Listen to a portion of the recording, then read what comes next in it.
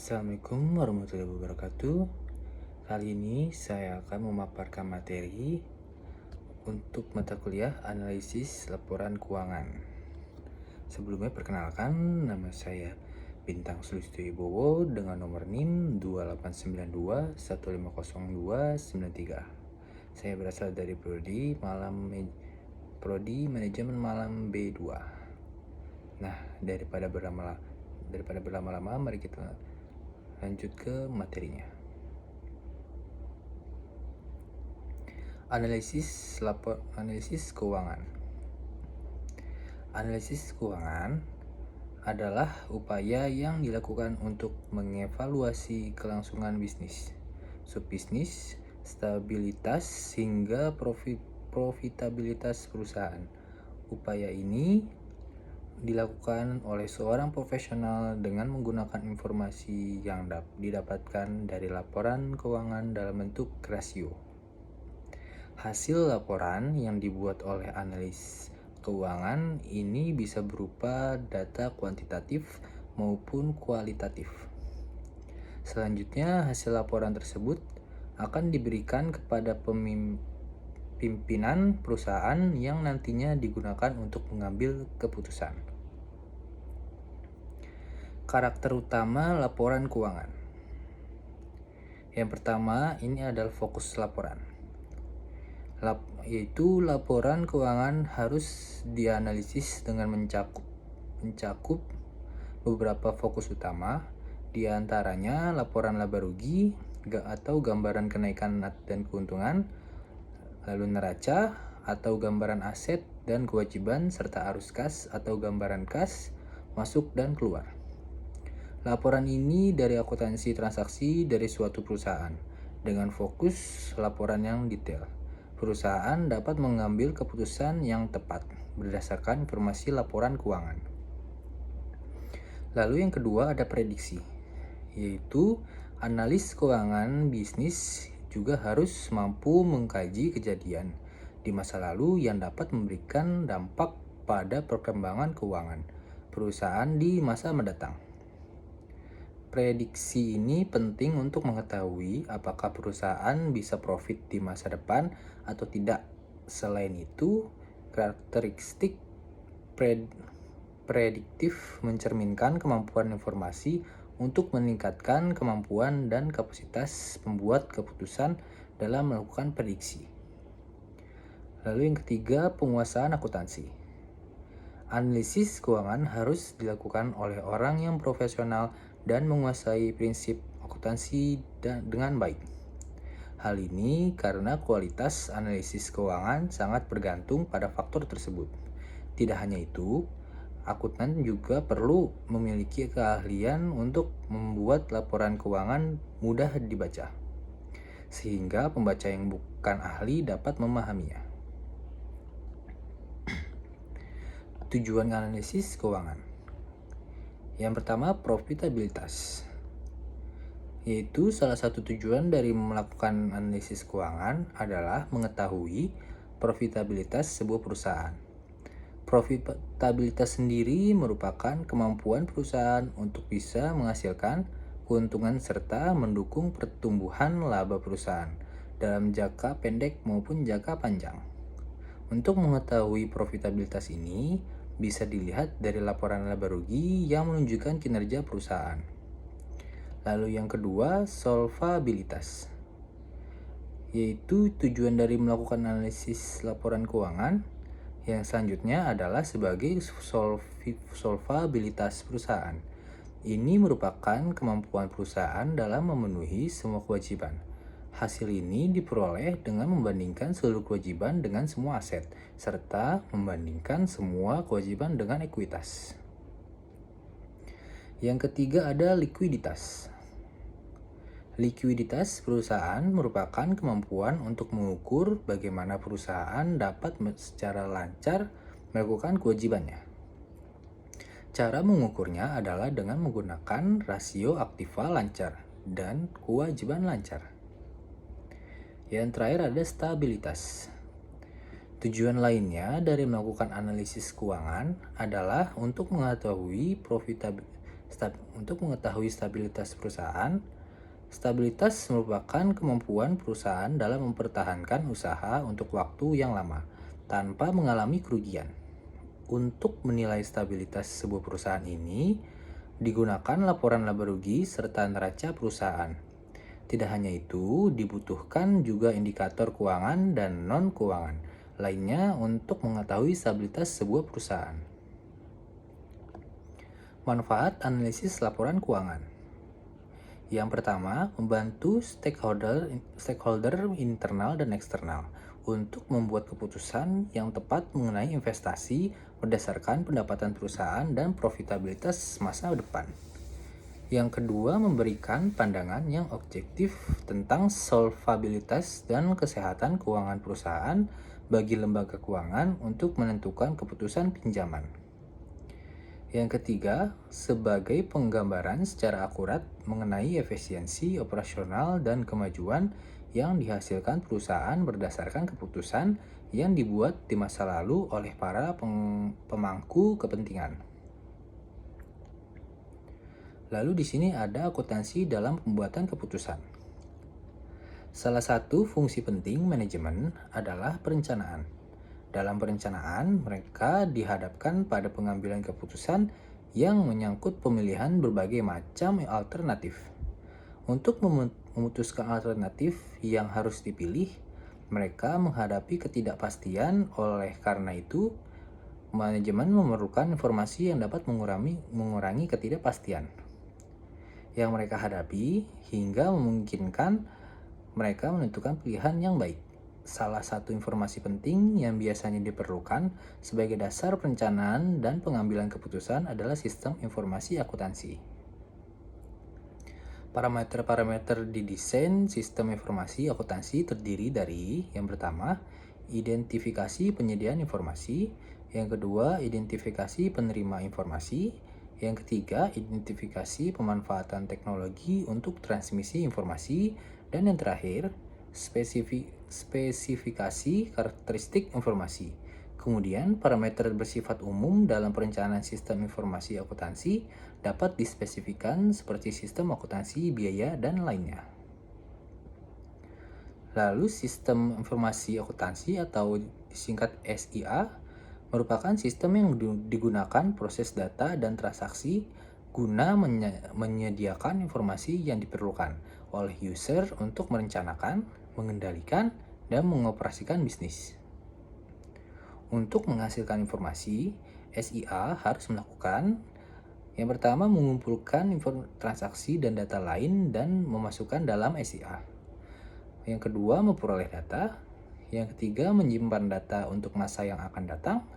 Yang keempat, menyediakan informasi yang diperlukan dengan menghasilkan laporan dan memungkinkan melakukan query. Dan yang terakhir, mengendalikan proses sehingga informasi yang dihasilkan akurat dan dapat dipercaya.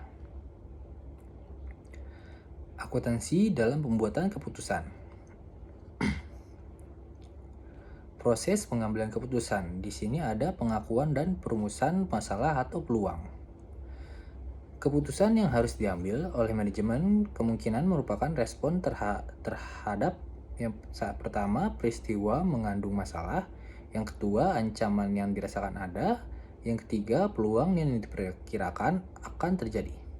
Contohnya, jika manajemen menerima informasi bahwa biaya produk per unit sesungguhnya masih berada di atas target cost, informasi dapat menjadi pemicu timbulnya kesadaran untuk mengambil keputusan mengenai program pengurangan biaya dan harus dipilih untuk mencapai target cost. Pengambilan keputusan dapat pula dipicu oleh adanya ancaman yang berupa hadirnya pesaing baru yang sangat agresif dalam memasuki pasar dengan harga produk jauh di bawah harga yang ditawarkan oleh perusahaan. Kesempatan yang dipandang akan memberikan peluang bisnis bagi perusahaan juga dapat memicu timbulnya keputusan. Lalu pencarian tindakan alternatif dan kuantifikasi konsekuensinya masing-masing. Jika masalah atau peluang telah selesai dirumuskan, manajemen kemudian mencari alternatif tindakan untuk memecahkan masalah tersebut dan menghitung secara secara kuantitatif konsekuensi setiap alternatif tindakan tersebut. Dalam mencari tindakan alternatif, manajemen dapat menengok pengalaman yang sama yang terjadi di masa lalu dan menggunakan pemecahan masalah yang pernah berhasil digunakan untuk mengatasi masalah yang sama di masa lalu. Biasanya mengambil keputusan akan cenderung menempuh cara ini di dalam menghadapi masalah. Cara lain dalam pencarian tindakan alternatif adalah dengan mencari alternatif baru untuk memecahkan masalah atau menghadapi peluang. Biasanya alternatif ini ditempuh jika mengambil keputusan belum pernah memiliki pengalaman dengan masalah atau peluang yang dihadapi sekarang. Contohnya, perusahaan menerima tawaran dari pemasok luar harga suku cadang A yang sekarang diproduksi sendiri. Harga yang ditawarkan oleh pemasok berada jauh di bawah total biaya untuk memproduksi sendiri suku cadang A. Dua alternatif dihadapi oleh perusahaan. Yang pertama, tetap memproduksi sendiri suku cadang A. Yang kedua, membeli suku cadang A dari pemasok luar untuk dapat mempertimbangkan dengan baik keputusan yang akan diambil. Manajemen memerlukan kuantifikasi konsekuensi, alternatif produksi sendiri dan alternatif membeli dari pemasok luar. Informasi akuntansi penuh yang berupa aktiva penuh, biaya penuh, dan pendapatan penuh berperan dalam kuantifikasian konsekuensi kedua alternatif tersebut, sehingga memungkinkan ke manajemen mengambil keputusan alternatif terbaik yang perlu diambil. Lalu pemilihan alternatif optimum atau alternatif yang memuaskan.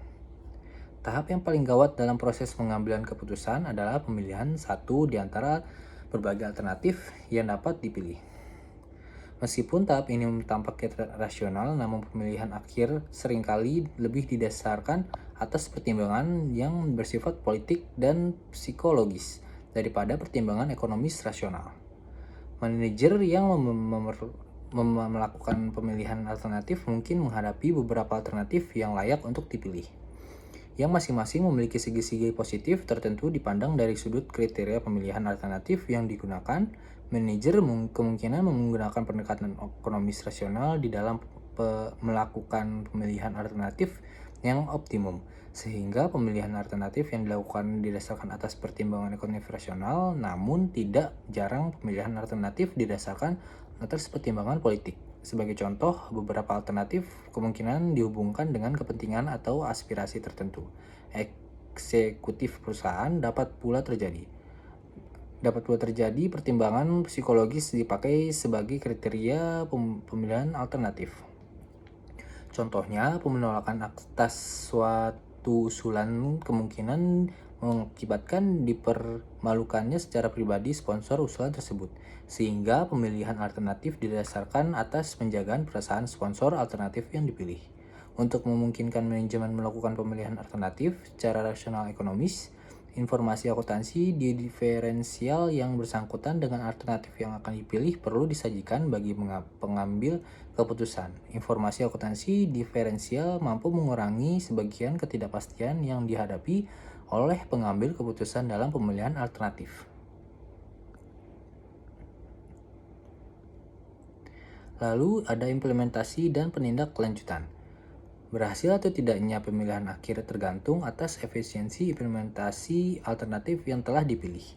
Implementasi hanya akan berhasil jika individu yang memiliki pengendalian terhadap sumber daya organisasi yang diperlukan untuk melaksanakan keputusan tersebut sepenuhnya sanggup mewujudkan alternatif yang dipilih. Keadaan yang ideal adalah jika kekuasaan atas sumber daya organisasi berada di tangan individu atau kelompok individu yang mensponsori pengambilan keputusan tersebut untuk meyakinkan efisiensi implementasi keputusan. Umpan balik hasil pelaksanaan keputusan harus diinformasikan secara periodik dan diperlukan pembetulan segera adanya penyimpanan yang tidak diinginkan. Sistem informasi akuntansi dan pengambilan keputusan manajemen. Yang pertama, merangsang manajemen di dalam menyadari dan mendefinisikan masalah. Yang kedua, memisahkan alternatif tindakan yang satu dengan alternatif tindakan yang lain. Yang ketiga, menjelaskan konsekuensi berbagai alternatif tindakan yang akan dipilih. Dan yang terakhir, membantu menganalisis dan menilai berbagai alternatif tindakan yang akan dipilih. Lalu di sini ada supply chains. Tahap pengambilan keputusan, di sini ada pengakuan dan perumusan masalah atau peluang. Dan peranan informasi akuntansi memicu mengambil keputusan dalam menyadari dan merumuskan masalah atau peluang.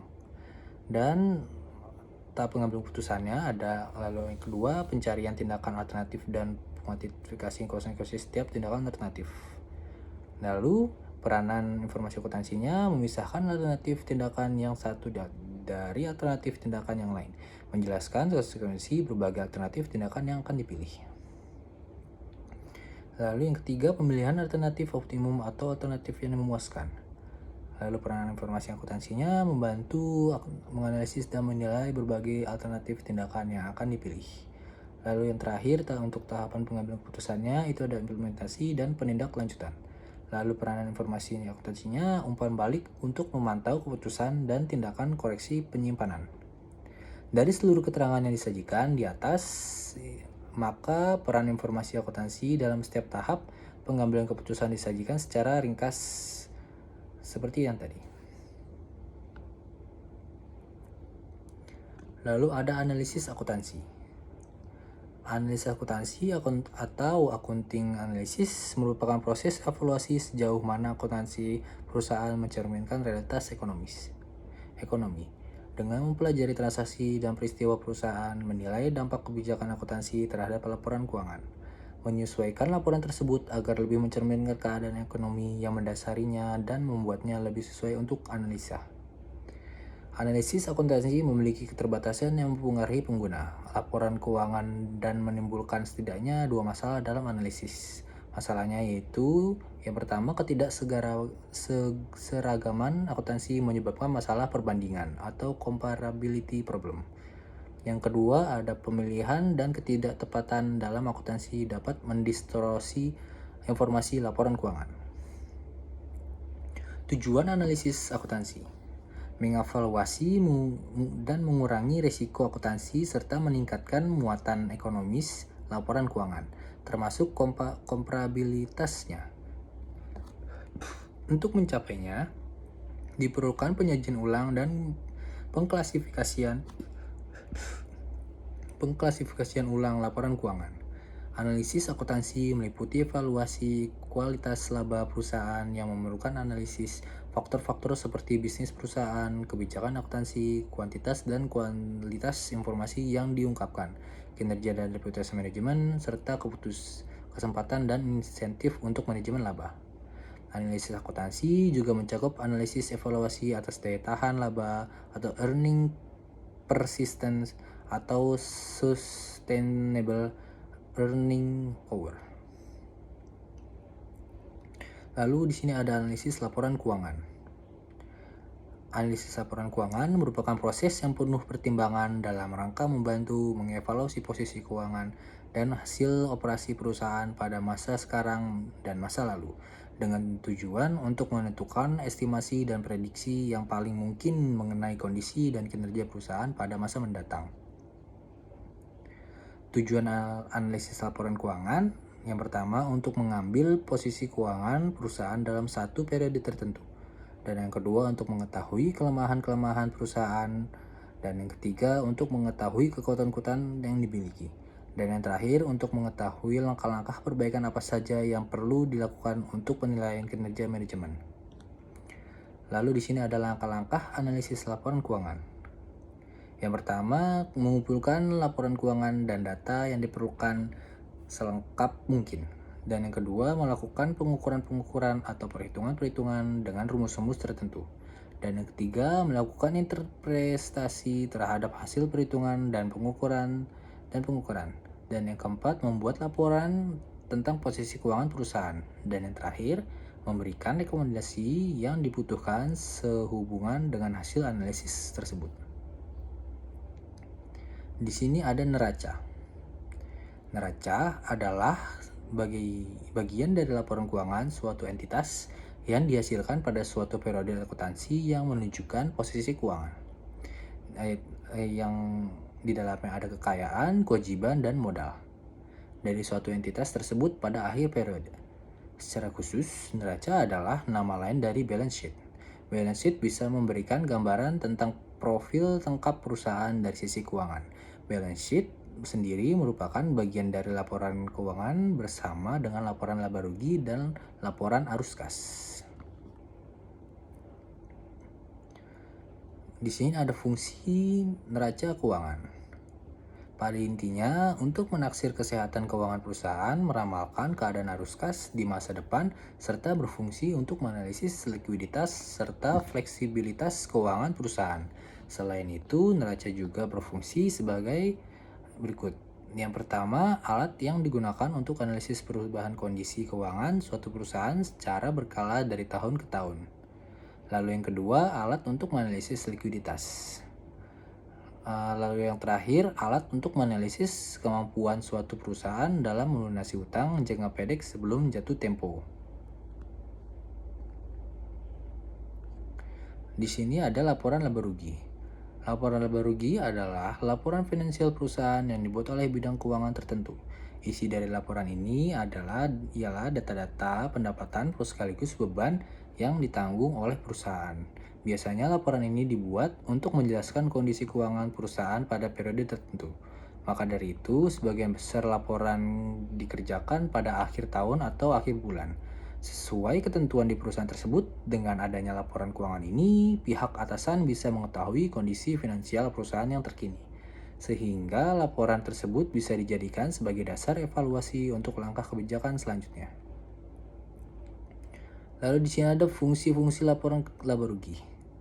Langsung saja, yang pertama untuk dijadikan bahan evaluasi keuangan. Lalu yang kedua untuk mengetahui perkembangan perusahaan. Dan yang ketiga untuk mengatur langkah kebijakan atasan.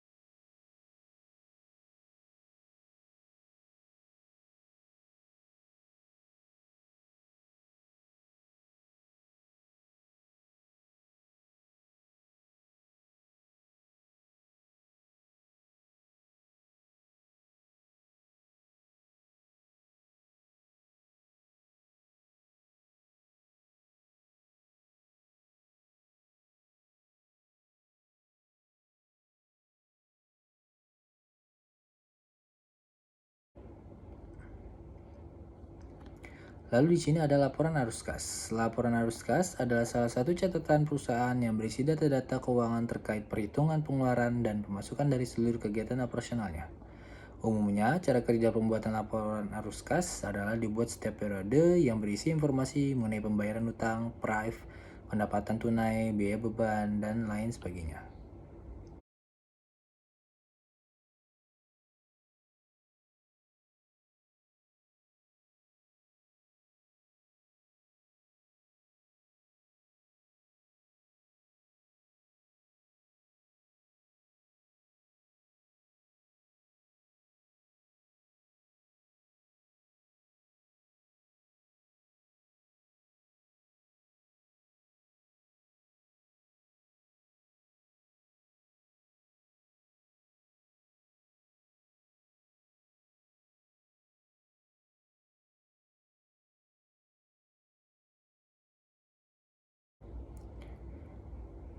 Di sini saya diminta untuk mengetahui apa saja ya dari jurnal neraca ini, rasio apa saja yang dapat dipergunakan. Di sini saya menjelaskan 3 rasio. Yang pertama ada rasio lancar atau current ratio. Rasio yang mengukur kemampuan perusahaan dalam membayar kewajiban jangka pendek atau utang yang segera jatuh tempo dengan aktiva lancar yang tersedia. Di sini dijelaskan semakin besar perbandingan aktiva lancar dengan uang lancar, semakin tinggi kemampuan perusahaan menutupi kewajiban jangka pendeknya. Apabila rasio lancar 1:1 atau 100%, berarti bahwa aktiva lancar dapat menutupi semua utang lancar.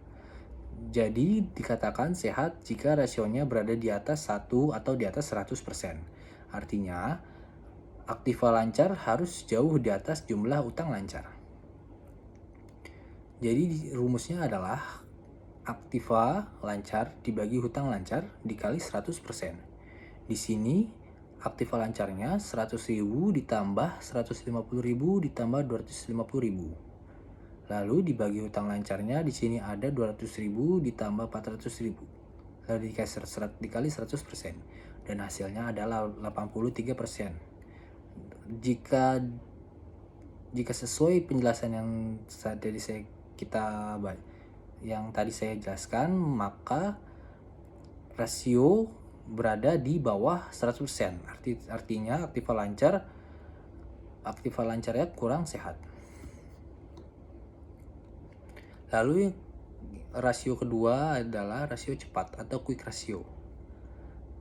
Penjelasannya menunjukkan kemampuan perusahaan dalam membayar kewajiban utang lancar dengan aktiva lancar tanpa memperhitungkan nilai persediaan. Rasio ini menunjukkan kemampuan aktiva lancar yang paling liquid mampu menutupi utang lancar. Semakin besar rasio ini, semakin baik. Angka rasio ini tidak harus 100% atau 1:1. Walaupun rasionya tidak mencapai 100%, tapi mendekati 100% juga sudah dikatakan sehat.